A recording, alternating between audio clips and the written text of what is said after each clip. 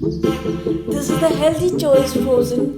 grilled chicken, pesto, and vegetables. As per the instruction, you have to microwave the chicken and the broccoli for about 4 to 5 minutes, and then you can also pan fry them after microwaving so that the chicken becomes more crunchy,